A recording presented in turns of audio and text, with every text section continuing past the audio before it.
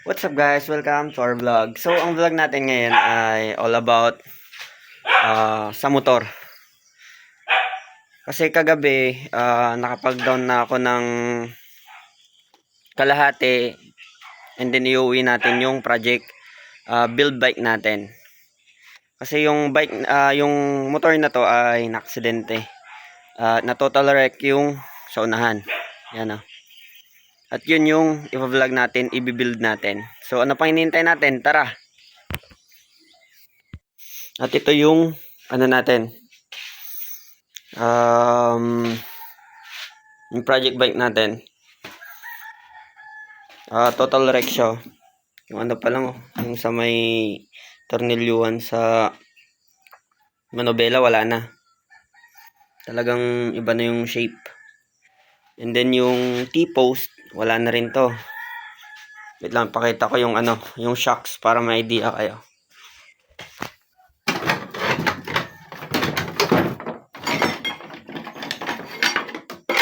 Ito yung isang shocks, yan.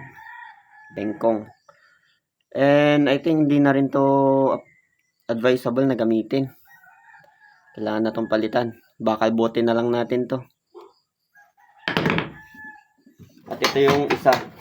Yung pinaka grabe. Yan. Bakal bote na rin to. At yung mga fairings. Yan, sira-sira na. Yan. Ito. Pasak. Bakal bote na rin yan. Itong gulong, wala. Tapon na. Yan.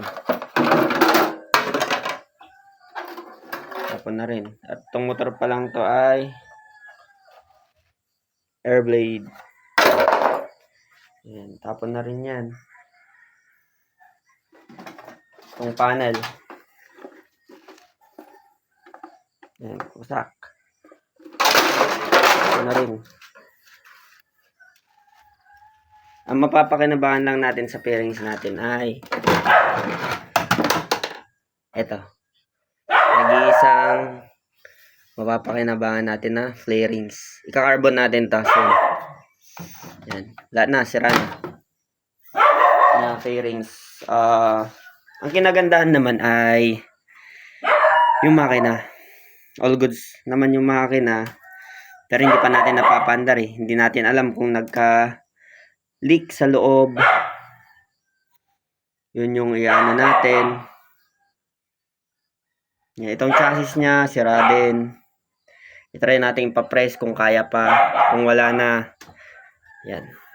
Bili na lang tayo. Yung gulong, yung magsagulong, okay na okay. Wala namang damage. Upon checking. And then, itong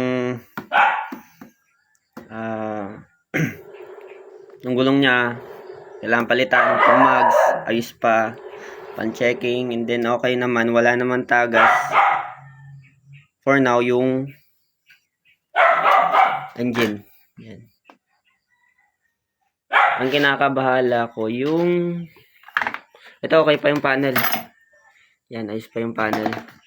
Maya na lang natin buting-tingin pagkatapos natin magmekaniko muna sa shop nung pinsan natin. Yan. Ito yung ano niya, ECU. Ito yung sa ABS module niya. Dito nagfa-function. And I think wala naman tagas, wala namang bale. Yung leakage lang nung ano niya dito mismo sa pump.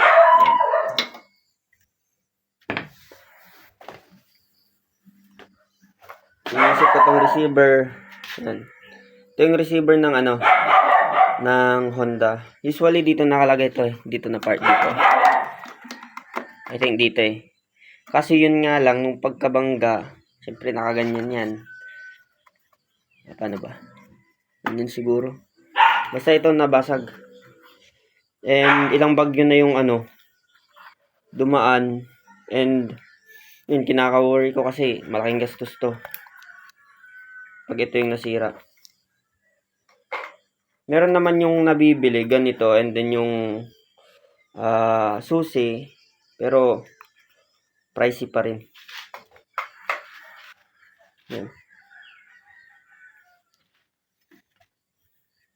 Ito yung sa may U-box niya.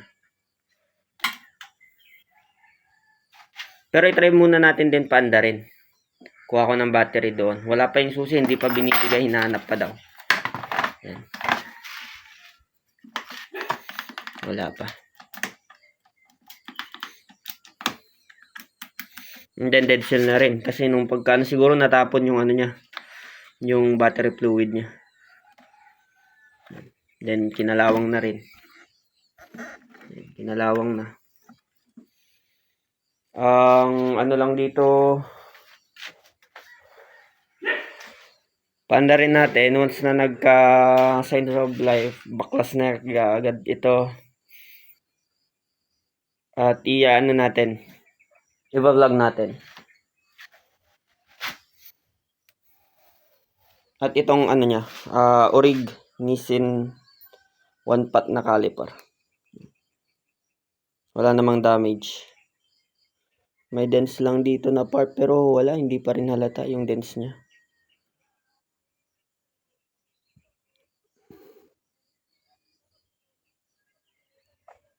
Ayos pa naman. So, yun. All goods. Magagamit pa natin to. Ano din to? Medyo pricey din. Pero, all goods na to. Yung shocks niya dito, ayos naman. Yun. Yung sa harap lang talaga yung nabugbog. As in wasak.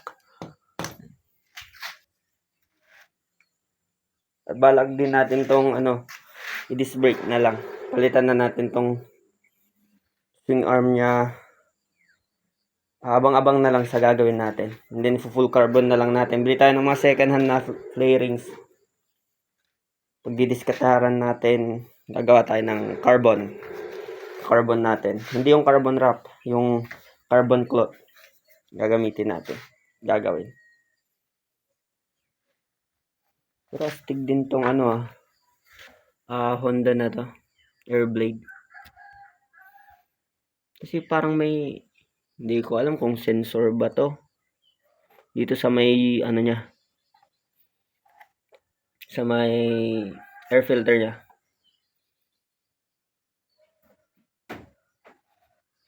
Pero tignan na lang natin kung para saan to.